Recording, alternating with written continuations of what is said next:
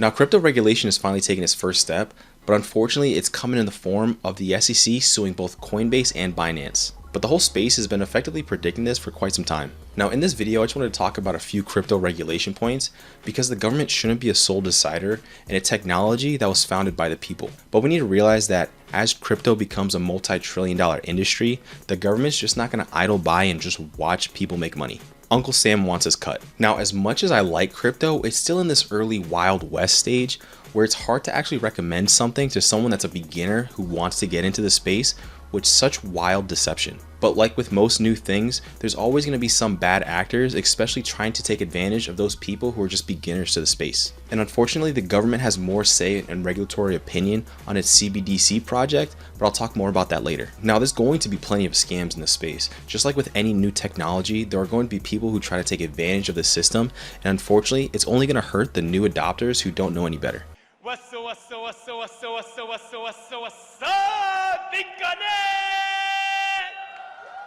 Take email as an example. The technology behind it was still so good, even though there were so many bad actors, but that didn't define it, even though there were many people who didn't know what was going on when email first came out. Well, Allison should know. What is internet anyway?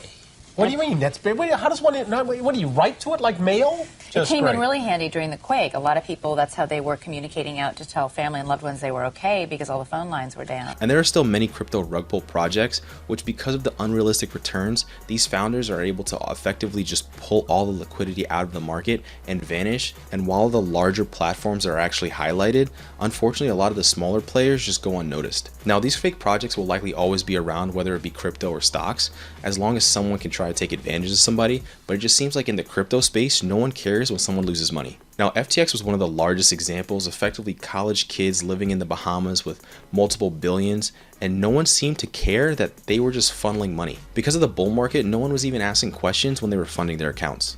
Effectively, this would have kept going in a bull market, but when the interest rates increased, it took a lot of investors to look at their financial accounts.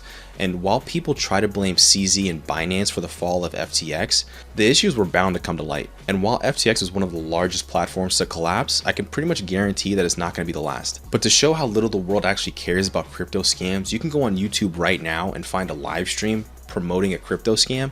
I made a video all about this, how channels are getting hacked, so make sure you check that out. But as a user in this space, you would hope there would be some level of enforcement to shake out the bad actors. We shouldn't have to effectively live in a world of lawlessness when the technology could actually be used for good. And speaking of good, make sure you drop a like on the video if you enjoy the content. But this effectively leads us into the current state of crypto, where it's in a perpetual standstill. And while it may seem like there's a whole bunch of new technologies and advancements and new terms being created, nothing truly has happened in the past few years.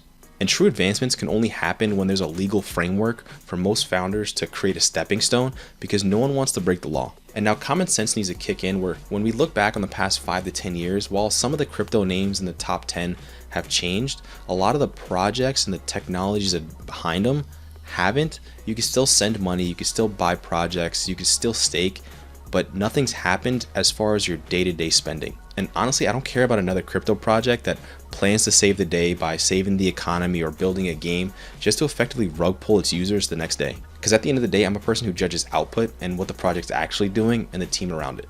And it's crazy how many times that we blindly buy into a project like a cult, knowing that the team behind it is promising unrealistic results and effectively keeping it up like a house of cards, like a Ponzi. And other than some charges and federal discussions, nothing's truly happened in the space. Even influencers are effectively able to take advantage of their user bases. From my view, one of the largest things to happen was Binance being forced to create an American side versus their international Binance account, but this didn't really hold any weight because American users were still able to access their international accounts. And Gary Gensler, the chairman of the SEC, has already stated that he believes some crypto projects have already satisfied the requirements of being a security, while at the same time claiming that all the crypto exchanges are just operating illegally. So there's a lot of confusion in the space because Coinbase was already approved by the SEC to go public as a crypto exchange. And while the SEC does seem to be going after crypto, the chairman was actively trying to act as a crypto advisor for multiple platforms. So recently, these SEC lawsuits just seem to be two-faced. Now, these SEC lawsuits against Coinbase and Binance seem to just be a canary in the coal mine, as the SEC has no legal authority to shut down crypto, as that would take an act of Congress. And this could be some governmental pressure for the SEC to do something, and make it seem that they're trying to steer the ship. And while the SEC has done a lawsuit against Binance and Coinbase, this is likely because they are the largest players in the space. Binance and Coinbase are the two largest crypto exchanges in the world. They're not the only two that they're going after. Kraken, another American-based exchange, has had to stop its staking service. The info for that can be found on the SEC's website. Now, while both of the lawsuits seem to be going after Coinbase and Binance because they are unregulated crypto exchanges, Binance seems to be a little more severe. In it, they actually bring up their BNB, their Binance token, as an unregistered offer in the sale, along with a few staking services. And like I said earlier, they still allowed American users to access their international platform, which should have been illegal. Which is funny because they have one of the executives stating that they're operating unlicensed in America, so that's pretty ironic. And now there's multiple other allegations along with misleading investors. I'll leave the link down in the description below so you can check that one out on their website. And the Coinbase one, just like the Binance one, brings up the unregulated exchange argument, which doesn't truly make any sense because Coinbase was already vetted by the SEC to go public in the stock market. And a few other issues that the SEC doesn't like about Coinbase is that they're offering some cryptos that they consider securities and their staking services.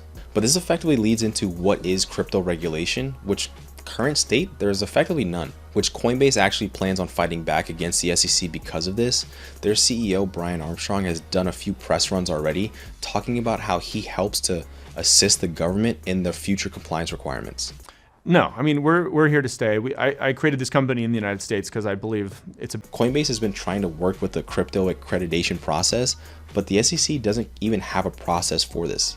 And the SEC's guidance is to help investors, but at the same time not providing any frameworks or help. And the real reason the SEC is probably even doing anything because of this is because of the collapse of FTX, but they should have been working this years ago. And at the end of the day, the SEC just needs to do something. Just like how I'd appreciate it if you subscribe to the channel. Did you know like 99% of you aren't subscribed to the platform? Which blows my mind, so help me out. And this leads me into the government's effectively crypto project, which is CBDC, which is central banking digital currency. And of course, the government cares about it, so it already has an effective framework of what it is and how it plans to implement it. And while the Federal Reserve says they currently don't have any plans on implementing it, you could just see on how around the world, many countries are starting to actually pilot the programs. So while the government doesn't want to have an open discussion about crypto, it is willing to have a discussion about how it plans to implement crypto into the digital currency. Now, I don't want to get too deep on CBDC because honestly, you can go down a rabbit hole and spend years on it. But at the end of the day, it's just a digital implementation for the government to have more control and oversight of its currencies. And you can see how CBDC and crypto are actually opposites. One is effectively centralized and run by the government. The other one's decentralized by the people. But the government's not stupid, so I could see it trying to pave the way for some system like this. Now, this likely won't be a fast rollout and it'll be probably slow, but there's many countries around the world that are actually implementing this. Now, here's a visual tracker that shows what stage what country is in. I'll link the description down below. But if you enjoyed the video, like or subscribe for more content like this, and let me know down in the comments what video I should make next. Now, whether we like it or not, some form of crypto regulation is going to happen, whether it be cripple the crypto exchanges or implement some form of CBDC. But the real question is what the government's willing to do to make it happen.